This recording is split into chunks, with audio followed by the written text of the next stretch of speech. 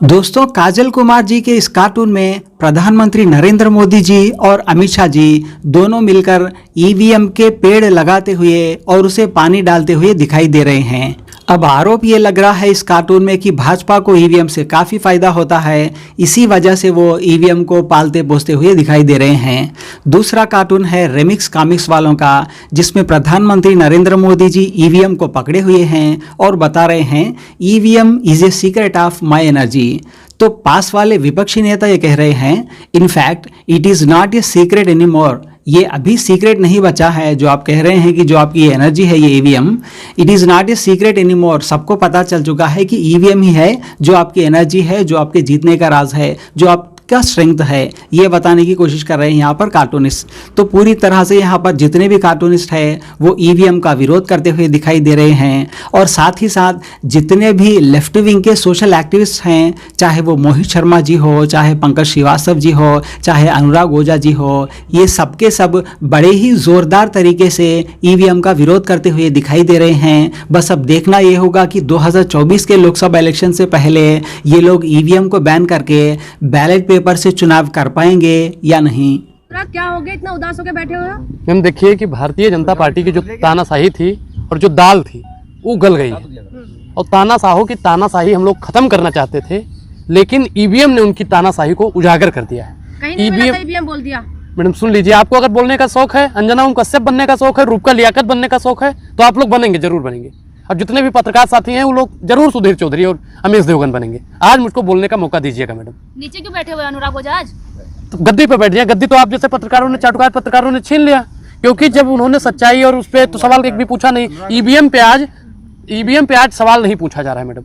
EVM को लेकर हजारों कंप्लेनें पहुंच गई हैं और हमने भी पूरा बना लिया है, और हमने कुछ पेपर जमा भी करवा दिया है, और कुछ पेपर हमारे पास में है। अभी पेपर हम लेकर जमा किए हैं, और कुछ पेपर और भी अभी जमा। भारतीय जनता पार्टी का सोपड़ा मैडम ऐसे ही साफ होगा, और ईवीएम पे निष्पक्ष जांच होगी। और मुझे विश्वास है कि मेरी याचिका से सुप्रीम कोर्ट और चंचूर पे मुझे 1101% विश्वास है कि हमारी बात को जरूर सुनेंगे। और ऐसे ही भारतीय जनता पार्टी की मैडम बिल्कुल ऐसे ऐसे धज्जियां उड़ाई जाएगी पूरी भारतीय जनता पार्टी की। जो उनकी तानाशाही, देखो चिड़िया चरंगुर भी बोलने लगे कि मोदी जी की तानाशाही करता है, और मोदी जी की तानाशाही को अब देश की जनता नहीं चलने देगी। कांग्रेस कर्नाटक जीतती है, तेलंगाना जीती है, ईवीएम में कुछ मैं बताता हूँ। ईवीएम के प्रति हम लोग शुरू से बोलते हैं, ईडी और सीबीआई उनकी है, और ईवीएम सिर्फ छोटे छोटे राज्यों को जिता दिया जाता है। अगर मोदी जी में हिम्मत थी तो एक बार बैलेट पेपर से चुनाव क्यों नहीं करवाते हैं? ये सवाल आज भी है, कल भी रहेगा, और आने वाले वक्त में ये सवाल पूछते रहेंगे। ईवीएम लाने वाला कांग्रेस था, मैं इस चीज को मानता हूँ, लेकिन ईवीएम से उन्होंने कभी घपलेबाजी नहीं की, उन्होंने ईवीएम का कभी दुर्व्यवहार नहीं किया। लेकिन मोदी जी की सरकार में ईवीएम का व्यापार हो रहा है। तुम मुझे चंदा दो, मैं तुम्हें धंधा दूंगा, सिर्फ ये चल रहा है। अब इस चंदे और धंधे की राजनीति को खत्म करने के लिए कांग्रेस के जितने भी दिग्गज नेता हैं, इंडिया अलायंस के जितने भी नेता हैं, सबको सड़क से लेकर संसद तक हड़ताल करना चाहिए और सुप्रीम कोर्ट में ले जाकर याचिका देनी चाहिए। हमने तो मैडम अपनी याचिका पकड़ा दी है, लेकिन मैडम एक चीज है कि ईवीएम कब बैन होगा, और आप जैसे पत्रकार ईवीएम पर सवाल पूछना कब शुरू करेंगे? जब तक आप जैसे पत्रकार ईवीएम पर सवाल नहीं पूछेंगे, तब तक इस देश का किसान सड़क पर रहेगा, जवान सड़क पर रहेगा, आम नागरिक सड़क पर रहेगा, महिलाएं सड़क पर रहेंगी। अगर आप चाहते हैं कि देश का जवान, किसान और संविधान बच जाए, तो ईवीएम पर आप लोग भैया सवाल पूछिए, हाथ जोड़कर आप लोगों से। अगर 5 राज्यों में आप लोग जीत जाते तब भी ईवीएम पे तो मैडम एक चीज मैं बताऊं कि ईवीएम पे मैं शुरू से सवाल करते हैं। दिग्विजय ने आज ट्वीट किया है कि बैलेट पेपर से अगर चुनाव होता है तो 199 सीट है वहां पे राजस्थान में, पूरा जीत रहा है, और ईवीएम से हो रहा है तो हार रहा है। मतलब बेईमानी है कि ईवीएम चंद लोगों की मुट्ठी में काम करता है। अब मैडम आप लोग ईवीएम को लेकर कब सवाल पूछोगे? ये मेरा सवाल। लोकतंत्र पे सवाल उठा रहे हैं अनुराग। लोकतंत्र पे नहीं, लोकतंत्र का चौथा स्तंभ आपका चैनल भी है मैडम, और चैनल अडानी जी के लिए और जैसा के पापा के लिए जब काम करने लगे तो लोकतंत्र पे जरूर सवाल उठना चाहिए। उसूलों पर बात आए तो अपने आप के खिलाफ बोलो, और देश पर बात आए तो अपने बाप के खिलाफ बोलो। आज मैडम देश पर बात है, देश के लोकतंत्र की हत्या हो रही है, संविधान की आए दिन हत्या हो रही है, लेकिन आप लोग मैडम क्या, आप लोगों को तो विज्ञापन मिल जाता है, आप लोगों का काम हो जाता है, लेकिन हमको बताइए कि हमारे पास डिग्री होते हुए भी रोजगार नहीं मिलता है। उन किसानों को बताइए जो दिन रात मेहनत करते हैं, खेत में कड़ी धूप में मेहनत करते हैं, उनको उनका अधिकार नहीं मिलता है। ये कितना बेईमानी है। जवान सुनिए मैडम, दलाली करने करिए आप, सुनिए, मेरा दिमाग मत खराब करिए, मेरा दिमाग मत खराब करिएगा। मैं अपने आप में आ जाऊंगा तो मैं नहीं देखूंगा कि महिला पत्रकार है या पुरुष पत्रकार है, ठीक है? मुझे अपने आप का आपा मत खोने दीजिए। महिला का अपमान करेंगे हैं? सवाल अगर महिला पत्रकार, बेटी पढ़ाओ बेटी पढ़ाओ का अपमान कौन कर रहा था, आप बताइए? आप भी तो वही भाषा मैंने वो भाषा नहीं, मैंने क्या कहा, मैं अभी भी कह रहा हूँ कि आप मुझे मेरे आपे में मत आने दीजिएगा। मैं बौखलाई तो आप है मैडम, बौखलाई आप है।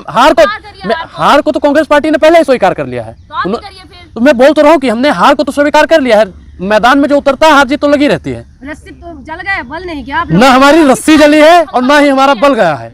अब हम उनकी रस्सी भी खींच लेंगे और उनकी कुर्सी भी खींच लेंगे। बस 24 आने दीजिए। 24 वो हो गया, खिसियानी बिल्ली खंबा नोचती है। हाँ हाँ, कर रहे हैं आप तो खंबा भी नहीं नोच रही हैं, आप हमको नोचने में लगी हैं मैडम।